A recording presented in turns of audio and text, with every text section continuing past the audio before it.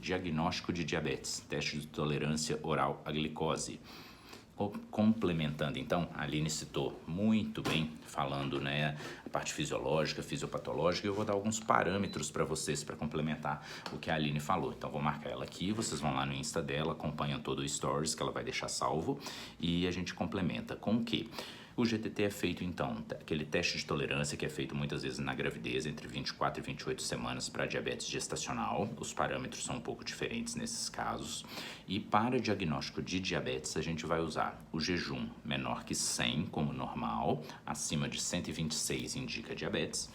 Toma o suco melado, que é o suco com destrozol, faz a primeira coleta, toma o suco, depois dosa a glicose em 1 hora e 2 horas. Se a gente dosar glicose e insulina, a gente já consegue ter o parâmetro do Roma, que a Aline citou muito bem e já deixou explicado como parâmetro de resistência à insulina. Porque no jejum a gente tem um parâmetro de comparação da glicose com a insulina, faz essa relação e estabelece se esse indivíduo tem ou não resistência à ação da insulina, tá ok? Agora, para 1 hora e 2 horas a gente não consegue esse parâmetro, então o Roma não tem valor para pós-destrozol. Tá? A gente vai olhar a glicose, a glicemia tem que estar abaixo de 140 2 horas após o destrozol. Se estiver acima de 200, já é diagnóstico de diabetes. Então, ou seja, se a glicemia estiver intermediária, de jejum entre 100 e 126, e a glicemia 2 horas pós-destrozol entre 140 e 200, a gente tem um estágio de pré-diabetes. Então, com esse teste de tolerância à glicose, o GTT, a gente consegue definir se o estado de glicose do indivíduo está normal, pré-diabetes ou, né, já em diabetes documentado, diabetes tipo 2, tá ok?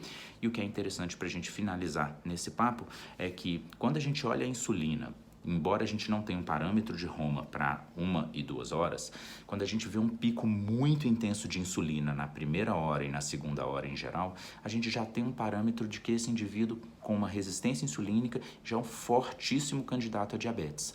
Por quê? Porque nesse momento ele está tendo uma fase de hipercompensação na secreção de insulina.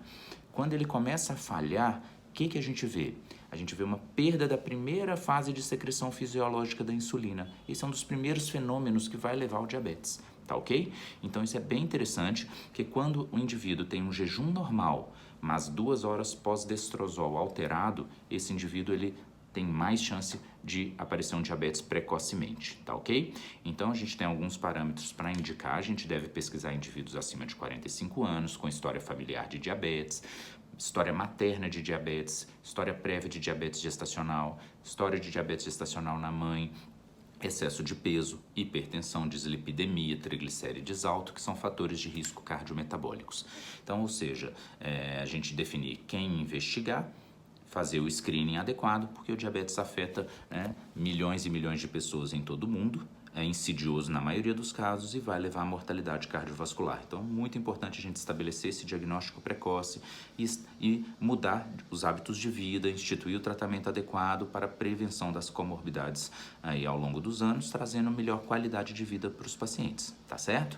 Então, era esse recado que eu queria deixar aí para vocês. Vão lá no Insta da Aline, confere a fala dela e vamos para frente, né? Vou deixar aqui alguns parâmetros e algumas medidas para vocês, tá bom? Forte abraço, um ótimo dia para todo mundo aí, um ótimo feriado com juízo.